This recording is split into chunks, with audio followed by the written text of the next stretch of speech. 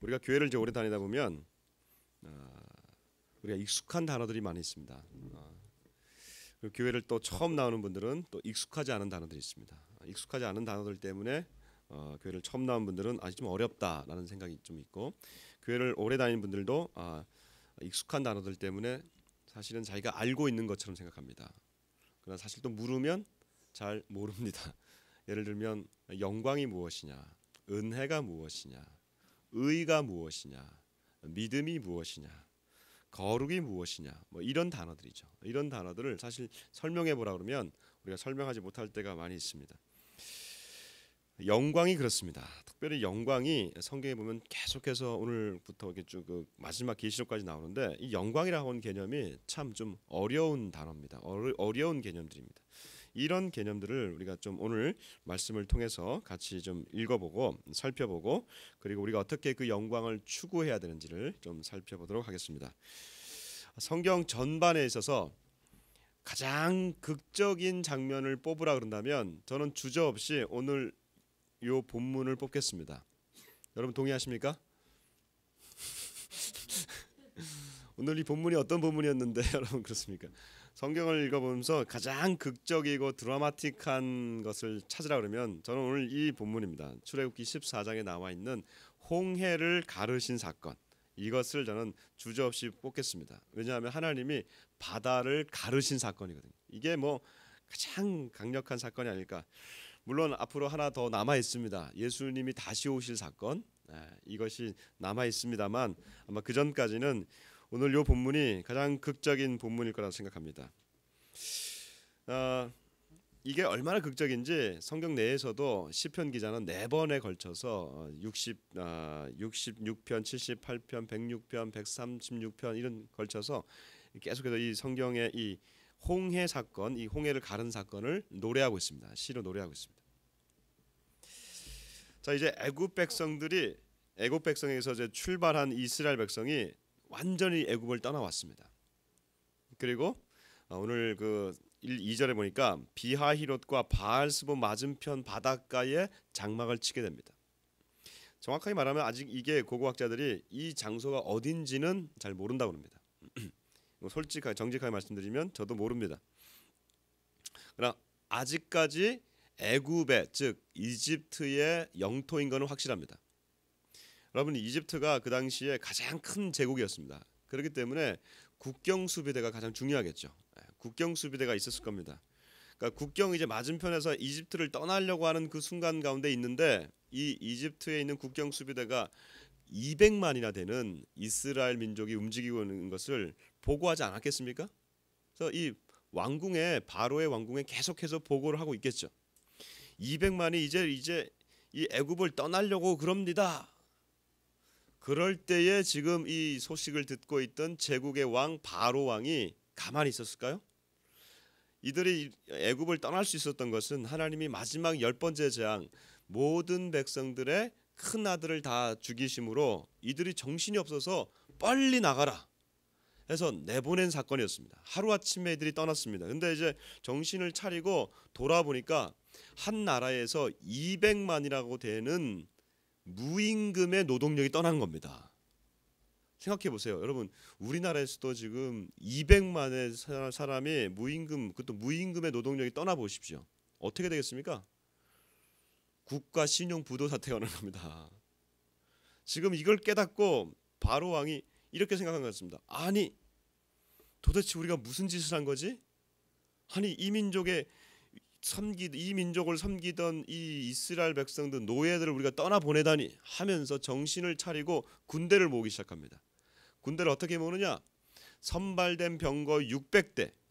이건 아마 최정예 부대인 것 같습니다.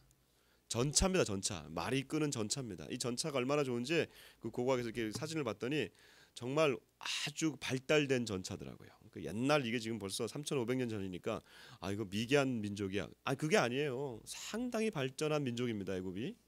그래서 이들이 선발된 600대, 그 나머지 병거 다 모았습니다. 약 몇 대 정도 되냐면 1,000대 정도 됩니다. 그러니까 1,000대의 전차 부대를 모은 겁니다.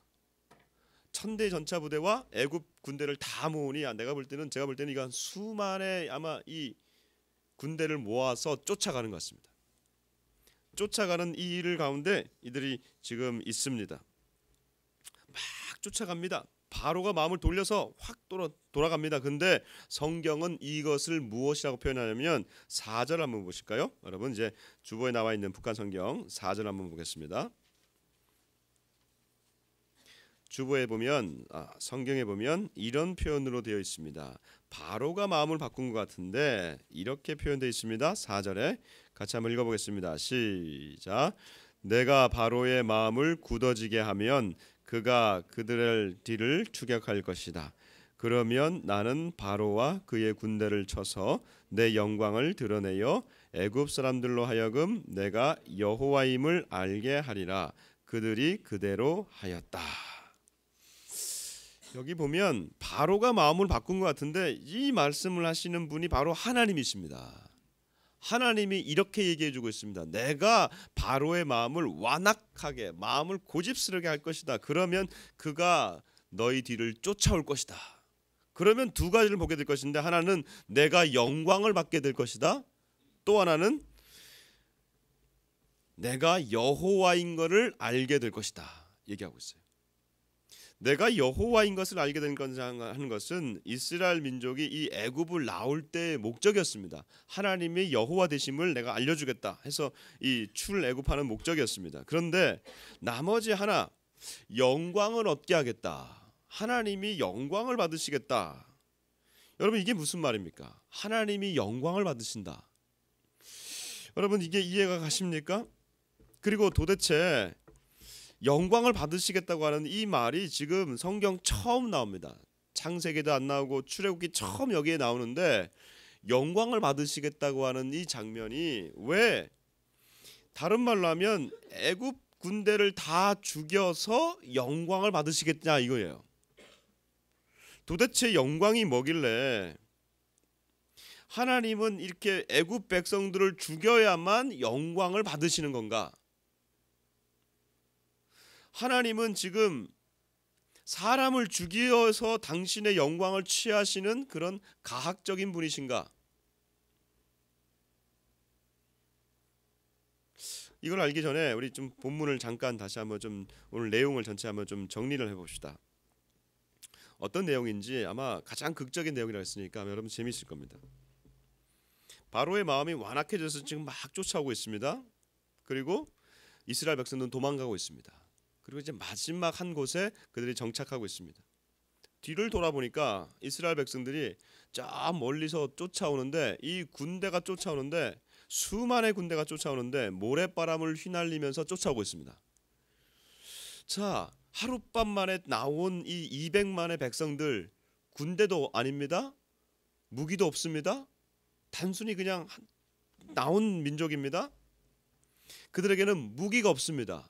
조직 체계가 없습니다. 그런데 뒤에는 최강의 군대가 세계 최강의 군대가 그들을 쫓아와서 죽이려고 하고 있습니다. 그런데 이들 가운데 뭐가 드냐 하면 무서움이 확 들지 않겠습니까? 그래서 그들이 두려움을 이렇게 표현하고 있습니다. 우리 11, 12절 같이 한번 읽어보십시다. 여러분들이 지금 이스라엘의 백성이 되어서 한번 요거를 읽어보십시오. 이게 우리다 생각하면서 11절 같이 읽습니다. 시작. 모세를 원망하였다. 애굽에는 묻힐 데가 없어서 우리를 광야로 끌어내어 여기서 죽이려는 것이냐. 왜 우리를 애굽에서 끌어내어 이렇게 만드느냐. 우리가 이렇게 일 줄 알고 애굽에서 애굽 사람들을 섬기게 그대로 내버려 두라고 하지 않더냐. 애굽 사람들을 섬기는 편이 광야에서 죽는 것보다 낫다고 하지 않았느냐. 아주 심각하게 좀 불평을 털어놓고 있습니다. 우리가 차라리 애굽이라고 하는 이집트에서 우리가 차라리 죽을 걸, 아니 거기서 우리가 차라리 이 이집트 사람들을 섬기다가 거기서 죽으면 되는데 우리를 여기까지 데리고 와서 우리를 죽이려고 하느냐. 이들의 불평이 지금 전혀 이해 안 가는 거 아닙니다. 그렇죠? 이해 가시죠? 오늘 저를 보세요. 이해 가시죠? 이 사람들의 이 얘기가 지금 이해가 가는 겁니다. 왜? 신생 민족이잖아요. 그 뒤에 막 쫓아와서 우리를 죽이겠다고 하잖아요. 이렇게 죽이려고 하는 이 백성들을 보면서 이들이 겨우 이제 애굽을 빠져나온 신생 민족이 두려워하는 건 당연합니다. 그러니까 이들은 문제가 아니에요. 그러면 모세는 어떤 거냐? 이들의 지도자인 모세. 도대체 이들의 지도자 모세는 뭐라고 얘기하느냐? 13, 14절 우리 같이 한번 읽어보겠습니다. 이제 모세를 주목해 보겠습니다. 13, 14절 같이 읽습니다. 시작. 모세가 백성들에게 소리쳤다. 두려워 말라. 움직이지 말고 오늘 여호와께서 너희를 어떻게 구원하시는가 보아라. 너희가 오늘 눈앞에 보는 애굽 사람들을 다시는 보지 않게 되리라.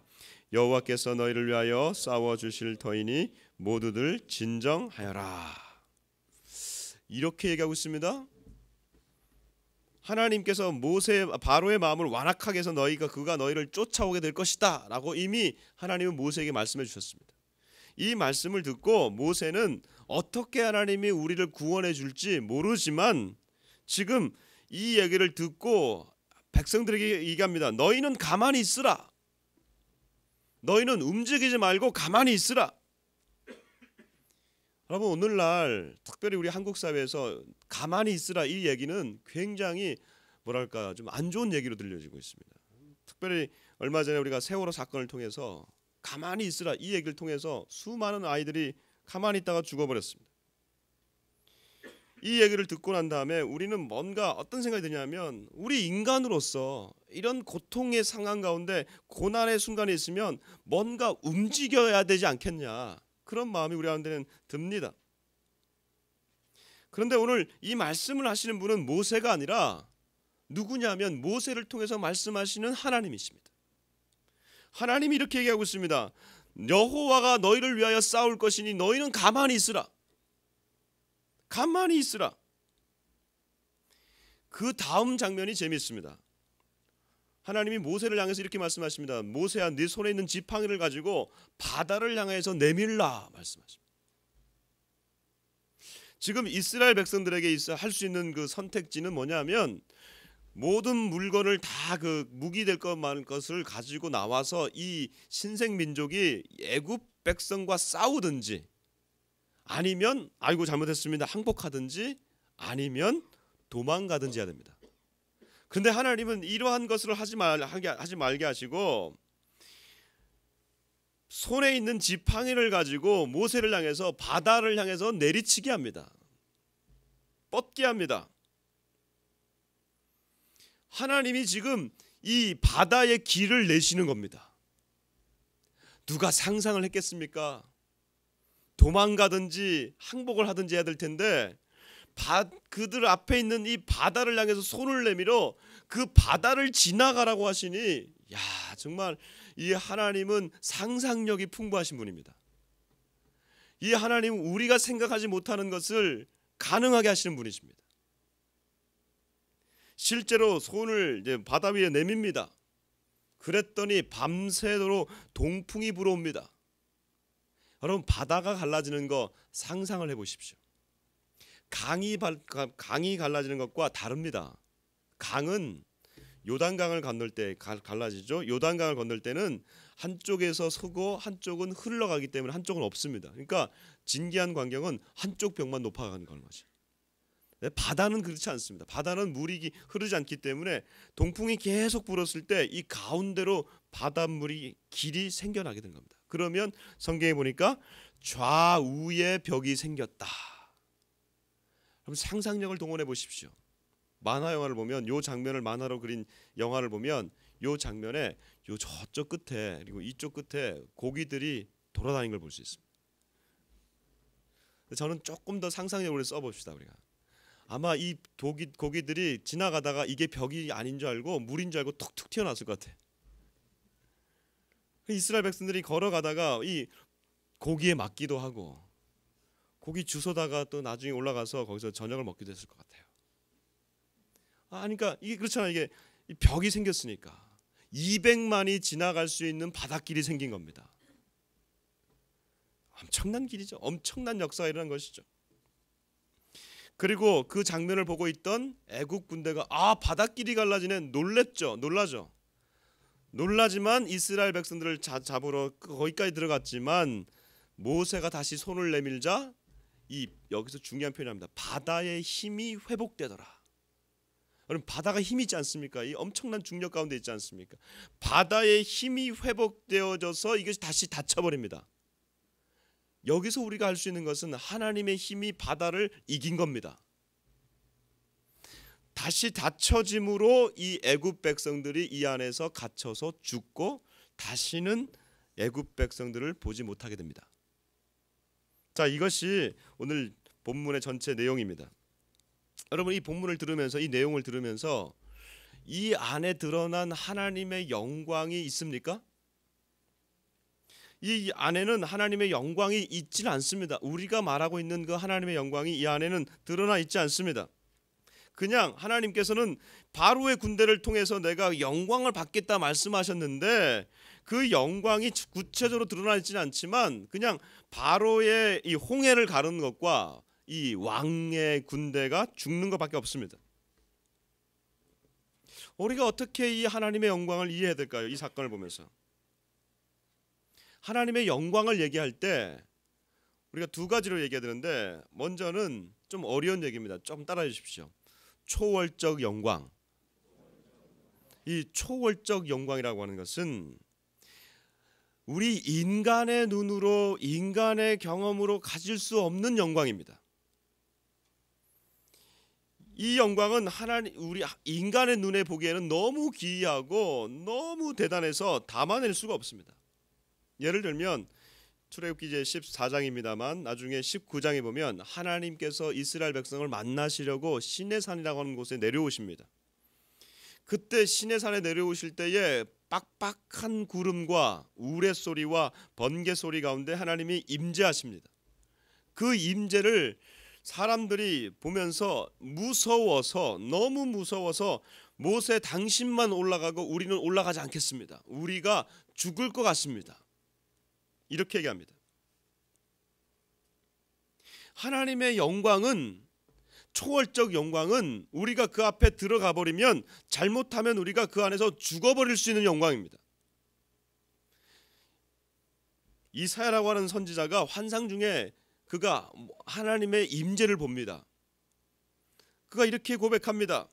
거룩하다 거룩하다 거룩하다 만군의 여호와여 그의 영광이 온 땅에 충만하도다. 그의 영광이 온 땅에 충만하도다. 영광이 그러면서 그가 하는 얘기가 화로다 나로 망하게 되었도다. 죄 가운데 있으면서 거룩하신 하나님을 배웠습니다. 여러분 이 영광은 자칫 잘못하면 우리가 하나님 앞에 갔을 때 죽어버리게 되는 겁니다. 영광이라고 하는 단어 따라 보십시다. 카바드라고 하는 단어입니다. 그 위에 거를 좀 꺼주십시오. 너무 조금 이렇게 좀 더운 것 같아요. 이 카바드라고 하는 것은 영광이라고 하는 뜻인데 여기에서 영광이라고 하는 카보드라고 하는 단어가 나왔습니다. 근데 이 카바드의 다른 뜻이 또 하나 있습니다. 그게 뭐냐 하면 무겁다라는 뜻이 있습니다. 즉 하나님의 영광이 무게가 있다고 하는 겁니다.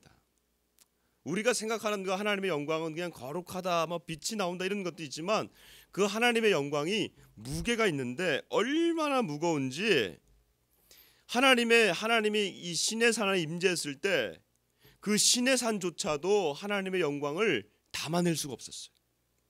그 시내산조차도 하나님의 영광 앞에 무섭고 떨리게 되는 겁니다. 이 초월적 영광을 경험하는 사람들 있습니다. 우리가 그것을 다 경험할 수는 없지만 조금씩 경험하는 사람들이 있어요. 신앙생활을 하면서 특별히 신앙생활 초기에 하나님이 당신의 이 초월적 영광을 보여주실 때가 있습니다. 아마 여러분들 가운데서 아마 그런 영광을 보신 분이 있을 수 있겠어요. 저도 신앙생활 하다가 하나님을 다시 예수 그리스도를 믿게 되었을 때 이 초월적 영광을 제가 조금 맛봤습니다. 며칠 전에 그 뉴스를 보니까 한 미국의 락 음악 하는 가수죠. 락 음악이 뭐 기본적으로 이게 굉장히 좀 선하지 못합니다. 근데 락 음악을 하는 이 가수가 이 약물을 이렇게 먹었나 봐요. 약을 많이 먹습니다. 이 사람들이 약을 먹으면 좀 약간 해롱해롱해서 이제 노래하게 되는데 그러니까 이제 그런 괴성을 지르는 거죠. 이게 본성에서 나오는 게 아니거든요. 근데 약을 너무 많이 먹었는지 7시간 동안 이게 혼절을 했답니다. 혼절을 했어요. 그리고 깨어났는데 그가 나중에 일어나서 고백하는 게 자신이 갔다 온 곳이 지옥이었다는 것입니다. 지옥에 갔더니 자기가 있던 사람들, 자기랑 자기 친구들이 거기 다 있다는 거예요. 이게 뭐 다 우리가 믿을 만한 얘기는 아닙니다만은, 자, 이 얘기를 하는 것은 그곳에 가서 자신의 친구들을 보고 수많은 사람들이 그곳에서 고통받고 있는데 지옥은 고통 그 자체였다는 겁니다. 얼마나 고통이 강한지 존재 자체가 고통이었다는 겁니다. 그 고통 가운데 그가 7시간 있는데 마지막에 위에서부터 하늘에서 한 빛이 나와서 자신을 끌어내는데 그것이 바로 그분이 바로 하나님이었다는 겁니다. 그 하나님의 빛 가운데 나갔을 때 그 황홀함과 그 안에서 오는 평안함, 그걸 맛보고 그가 깨어났다고 하는 것입니다. 이야기가 거짓말이라면 그의 인생은 똑같아야 될 것입니다. 그것을 경험한 사람이 나중에 그가 인생이 변화가 되었습니다. 내가 이렇게 살면 안 되겠구나. 여러분, 이 하나님의 잠시지만 초월적 영광을 우리가 경험할 수가 있습니다. 그 초월적 영광을 경험한 이 사람들은 이 하나님 앞에 설 수 없다는 것을 알 수가 있습니다. 이 영광의 무게 앞에 우리가 만든 신들, 우리가 만들어 놓고 있는 모든 우상들, 그 영광이 내려오면 그 무게에 다 터져나가게 될 것입니다.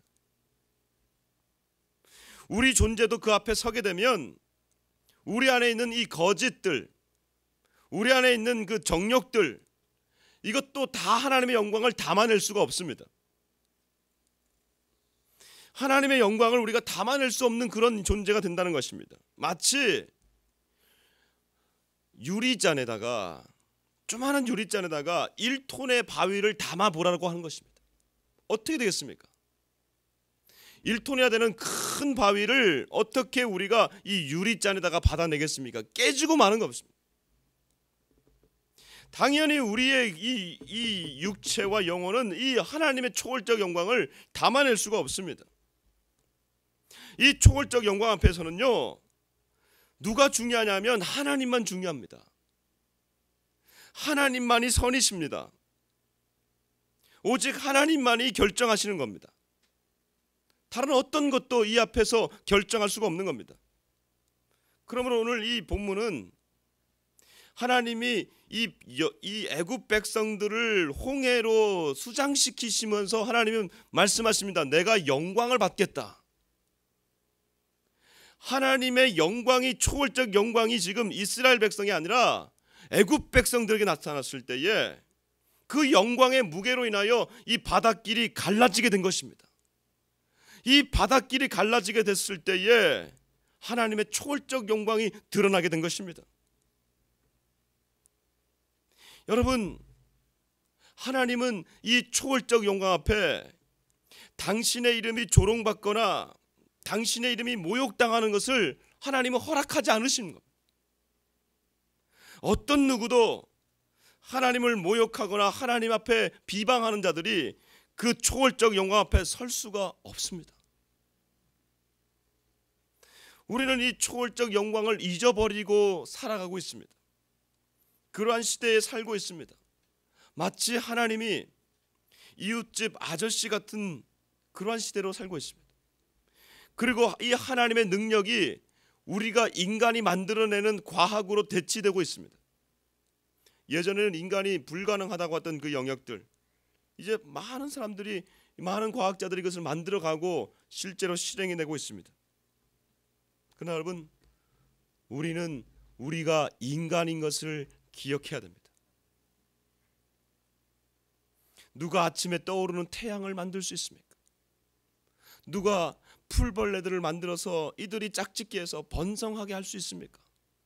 누가 나무가 자라서 이 낙엽이 지게 하고 이 낙엽의 짐으로 인해서 또 다시 거름이 되게 하고 이 거름이 다시 생명을 품어내는 원동력이 되게 할 수 있습니까?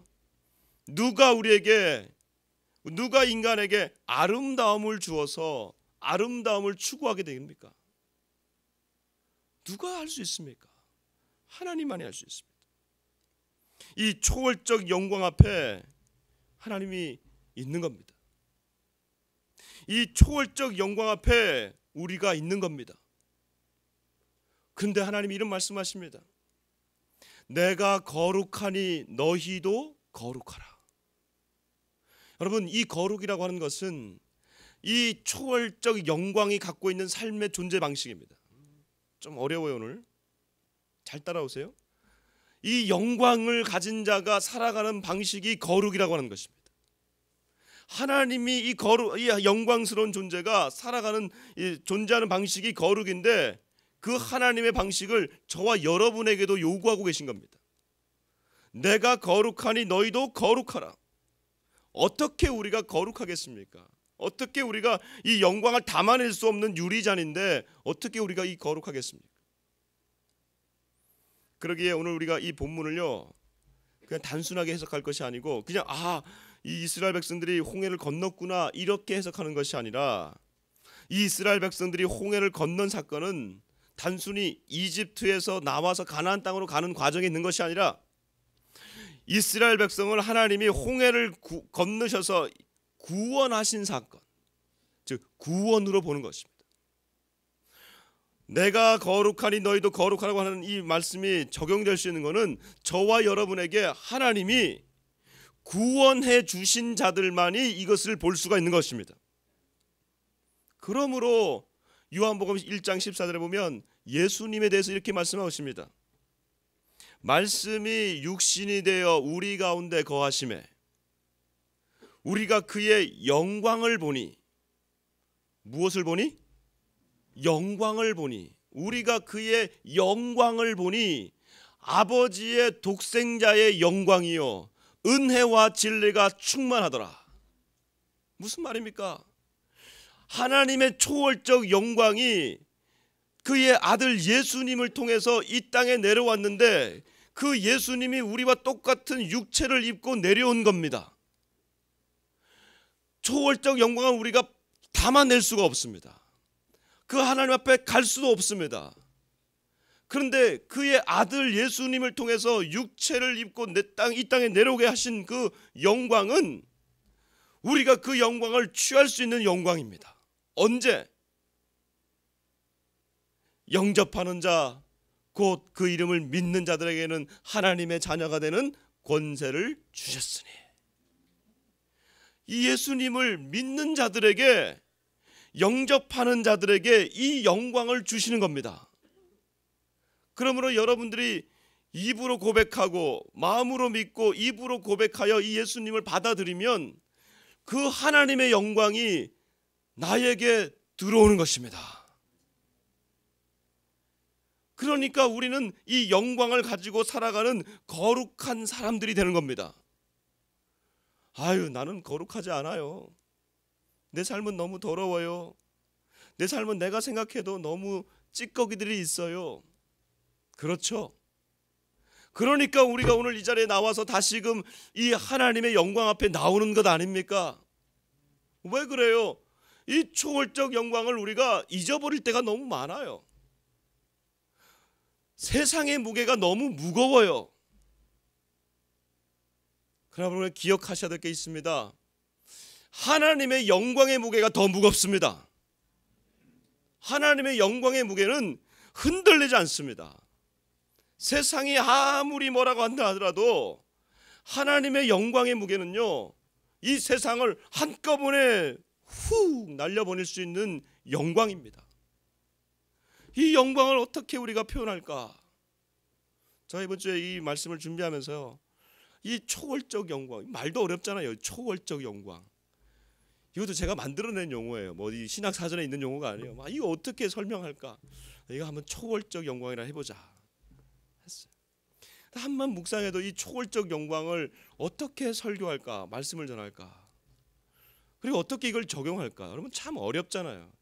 이걸 경험해 줄 수도 없고 제가 쫙 변해가지고 하나님의 영광이 이것입니다 하면서 이 설교단이 쫙 변하고 예수님처럼 이게 변화산을 경험할 수 있는 것도 아니고, 이거 어떻게 경험할 수 있을까? 묵상하면서 기도원에 갔어요. 기도원에서 계속 묵상하는데 안 떠올라요. 어떻게 이럴 땐 그냥 설교해야지. 근데 기도원 올라가서 그 뒷산이 있었어요. 뒷산에서 이게 쭉 올라가는데 정상에 올라왔더니 시가 하나 있어요. 시가 유치환 씨의 바위라고 하는 시더라고요. 제가 이거 어디서 옛날에 본 것 같은데 그 시를 다시 읽는데 내가 초월적 영광을 다 몰라도 이렇게 살아야겠구나 생각을 좀 했어요. 그 바위라고 하는 시를 여러분 제가 좀 읽어드리겠습니다. 음악 큐.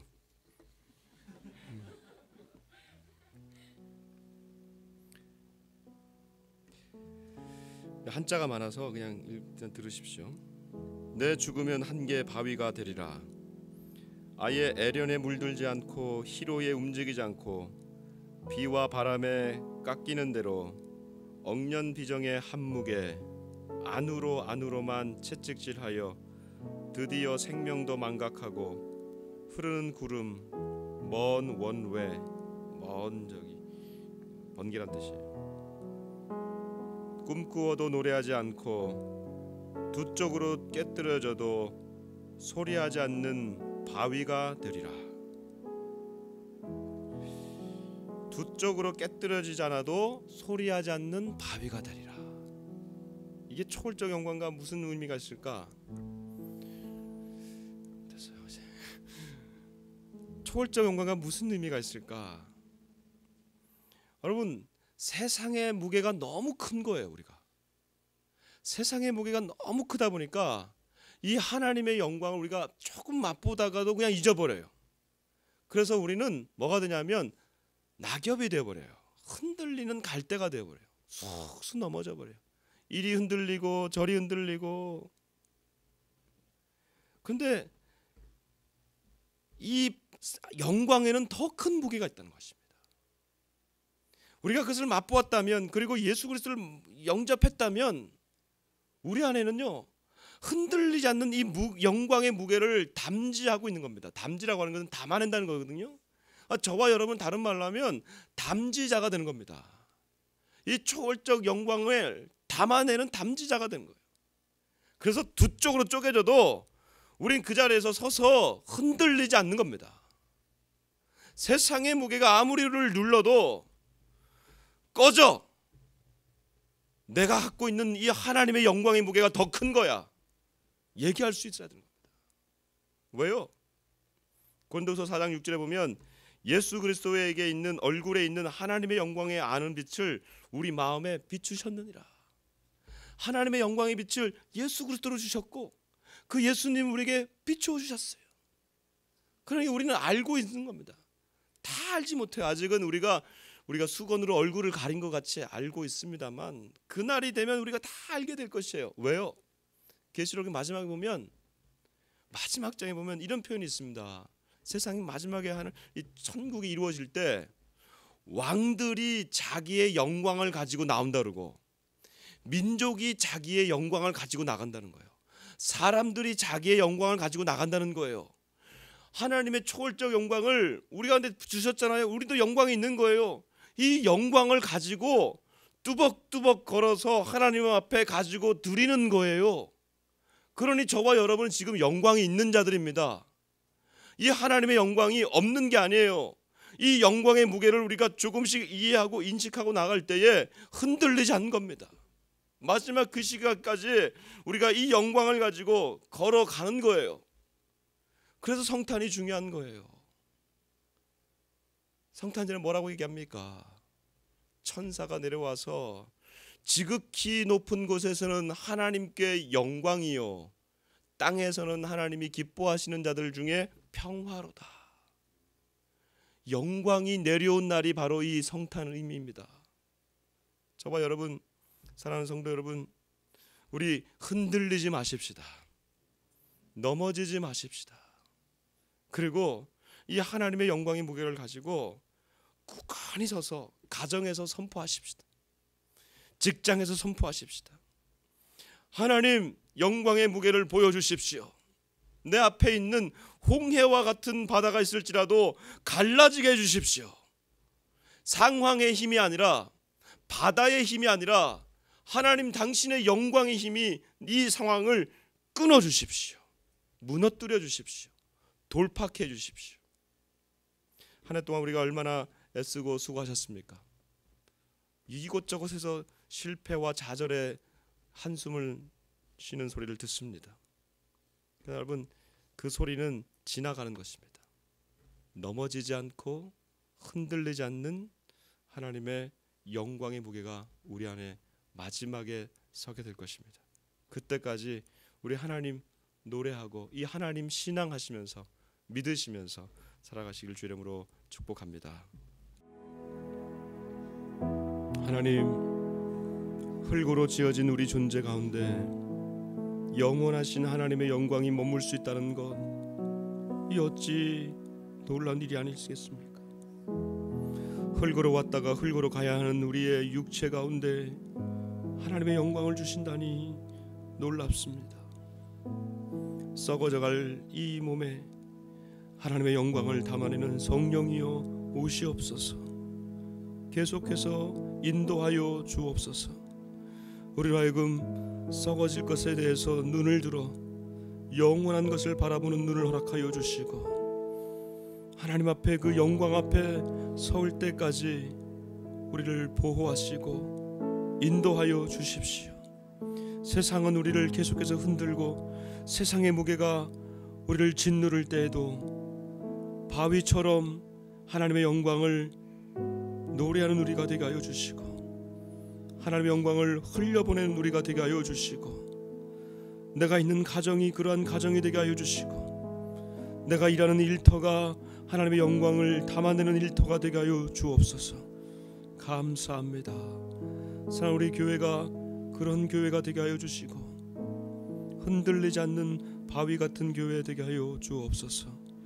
민족을 향하여 기도합니다. 하나님, 이 민족이 하나님의 영광을 담아낼 수 있는 민족 되게 하여 주십시오.